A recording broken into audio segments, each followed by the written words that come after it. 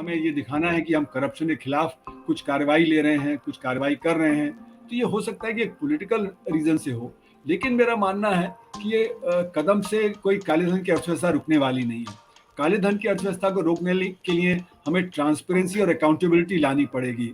जब तक कि अकाउंटेबिलिटी नहीं आएगी, जब पॉलिटिकल क्लास की अकाउंटेबिलिटी होगी, जब ब्यूरोक्रेट्स की, पुलिस की, अभी भी जो आम आदमी है पुलिस की उससे पीड़ित रहता है, कॉन्ट्रैक्टर हैं, उनको 40% देना पड़ता है, जैसे कर्नाटक में हुआ। तो जब तक कि अकाउंटेबिलिटी नहीं होगी, तो ये पॉलिटिकल क्लास और ब्यूरोक्रेटिक क्लास और ये सब करता रहेगा। तो जनता तो परेशान है इससे, जो सारा जो काले धन की अर्थव्यवस्था है। 2000 के नोट की तैयारी तो नवंबर 2016 नहीं, उसके पहले फरवरी से शुरू हो गई थी। तो ये उल्टी बात कही जा रही है। मतलब ये नोटबंदी इसलिए की गई उस समय नवंबर में कि ये 2000 के नोट आने वाले थे और ज़्यादा शॉर्टेज ना हो, इसलिए नोटबंदी उस समय की गई। ये बात नहीं है कि ये नोटबंदी थी इसलिए 2000 रुपए के नोट इशू किए गए। 2000 रुपए के नोट तो इसलिए इशू किए गए क्योंकि जो अर्थव्यवस्था बड़ी हो रही थी, उसमें ट्रांजैक्शंस ज़्यादा चाहिए थे और ट्रांजैक्शंस को ईज़ करने के लिए ये 2000 रुपए के नोट इशू किए गए थे। तो ये बात भी कुछ सीधी तरह से साफ नहीं है। और तीसरी बात ये कि 2000 के नोट कितने होते हैं, तो इससे जो छोटे व्यापारी हैं, जो छोटे ट्रेडर्स हैं, जो किसान हैं, हो सकता है जिनके पास पैसा पड़ा हो, जो इससे अपनी खरीद फरोख्त करते हों, उस सब में रुकावट आएगी। तो जो आम जनता है वो तो 2000 का नोट नहीं रखती है, क्योंकि अगर उसकी आमदनी 10,000 15,000 रुपए है तो 2000 का नोट नहीं रखेगी। पर लेकिन अगर अर्थव्यवस्था में नुकसान आता है, अगर अर्थव्यवस्था में फिर थोड़ा हलचल हो जाती है, तो उसका असर होगा कि बेरोजगारी बढ़ जाएगी और लोगों की जो आमदनी है उस पर असर पड़ेगा। तो एक अनिश्चितता आ गई है और इसके चलते हुए ये भी संभव है कि लोगों के दिमाग में ये आए कि अभी तो 2000 रुपए का नोट निकाला है, आगे चल के हो सकता है 500 रुपए का नोट भी फिर से निकाल दें। तो एक अनिश्चितता का काल आ जाएगा जिसमें कि लोग फिर करेंसी का इस्तेमाल वगैरह थोड़ा परेशानी में करें।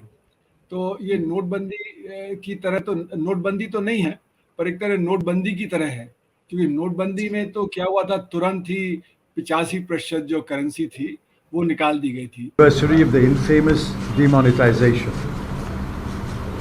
As you have reported in the past, none of the three objectives declared by the Prime Minister on November 8, 2016 was achieved.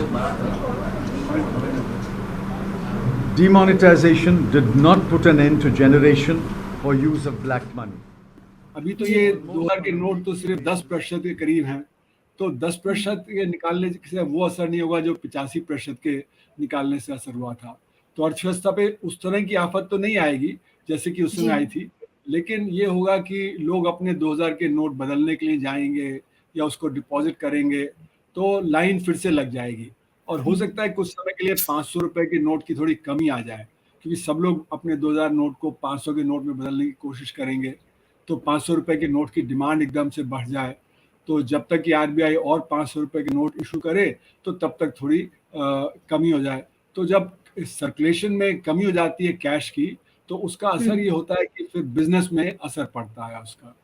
मतलब वित्त मंत्री भी बोलते हैं कि जो जॉबलेस पुअर इन्वेस्टमेंट है जिसकी तरफ कदम बढ़ाना चाहिए, एक बहुत ही इम्पोर्टेंट मुद्दा भी रहा है, तो उसके तरफ ये एक पॉलिसी मेजर के रूप में कैसे देख सकते हैं इसको, अगर हम जॉबलेस पुअर इन्वेस्टमेंट की खास तौर पर बात करें या आर्थिक रूप से अगर हम मजबूत करने की बात करें, जैसा आपने किसानों की बात की या छोटे बिजनेसमैन की बात की, तो उसके लिए ये मॉनेटरी मेजर हम कैसे देख सकते हैं? इस मॉनेटरी मेजर को क्या ये मायने रखता है, क्या इम्पैक्ट पड़ सकता है इसका भी, क्या ये बेहतर हो सकता है किसी तरीके से इस इन्वेस्टमेंट के लिए? नहीं, ऐसा है कि इसकी जरूरत क्या थी, है ना, ऐसा कदम क्यों उठाया गया?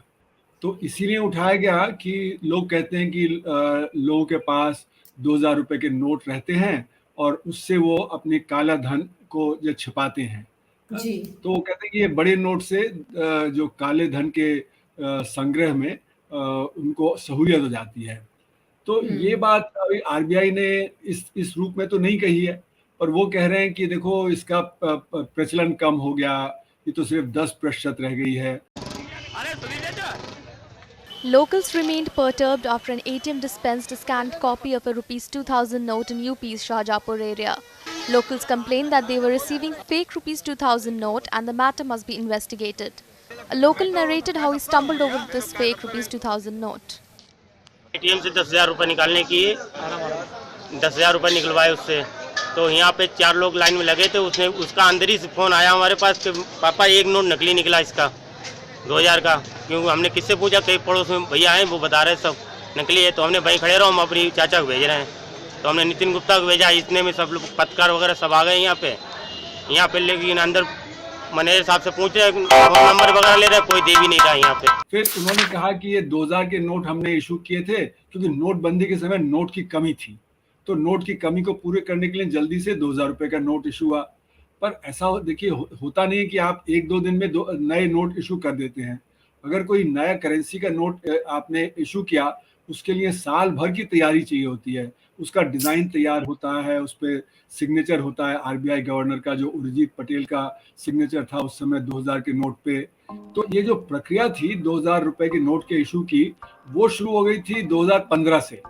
2015 में जब आरबीआई ने सरकार को लिखा था कि देखो अर्थव्यवस्था बड़ी हो रही है, पहले इतनी बड़ी नहीं थी, अब इन्फ्लेशन की वजह से और जो बाकी अर्थव्यवस्था में ग्रोथ है उसकी वजह से अब हमें बड़े नोट चाहिए, तो 1000 नोट से भी बड़ा नोट चाहिए। तो उन्होंने परमिशन मांगी थी 2015 में कि हमें 2000, 5000 और 10,000 रुपए के नोट इशू करने की आप मुझे परमिशन दीजिए। तो मिनिस्ट्री ऑफ फाइनेंस ने कहा नहीं, 2000 के इशू करना, 5000, 10,000 का नहीं इशू करना। तो इसलिए तो ये उल्टी बात कही जा रही है। मतलब ये नोटबंदी इसलिए की गई उस समय नवंबर में कि 2000 के नोट आने वाले थे और ज्यादा शॉर्टेज ना हो, इसलिए नोटबंदी उस समय की गई। ये बात नहीं है कि जो नोटबंदी थी इसलिए 2000 रुपए के नोट इशू किए गए। 2000 रुपए के नोट तो इसलिए इशू किए गए क्योंकि जो अर्थव्यवस्था बड़ी हो रही थी, उसमें ट्रांजैक्शंस ज्यादा चाहिए थे और ट्रांजैक्शंस को ईज करने के लिए जो 2000 रुपए के नोट इशू किए गए थे। तो ये बात भी कुछ सीधी तरह से साफ नहीं है। और तीसरी बात यह कि 2000 के नोट कितने होते हैं, है ना। अभी जैसे कहा गया कि 3.6 लाख करोड़ है, तो पहले तो 6.5 लाख करोड़ थे, वो धीरे धीरे अपने आप कम हो रहे थे। अगर बैंक इशू नहीं करते, बैंक जो उसको लेते रहते तो और भी कम हो जाते। तो इस समय एकदम से बैन लगाने की या मतलब जो कहना कि अब सर्कुलेशन में आगे 30 सितंबर से नहीं रहेगा, उसकी भी जरूरत नहीं पड़ती, अपने आप ही नोट कम होते चले जाते। फिर सवाल ये उठता है कि कितने ये नोट जो काले धन को जो अर्जित करते हैं। कैश जो होता है वो काले धन का 1% से भी कम होता है। तो यानी कि अगर आप ये सारे नोट मान लें कि सारे 2000 के नोट ना काले धन को संग्रहित करने में लगते हैं, तो भी वो 1% ही है काले धन का।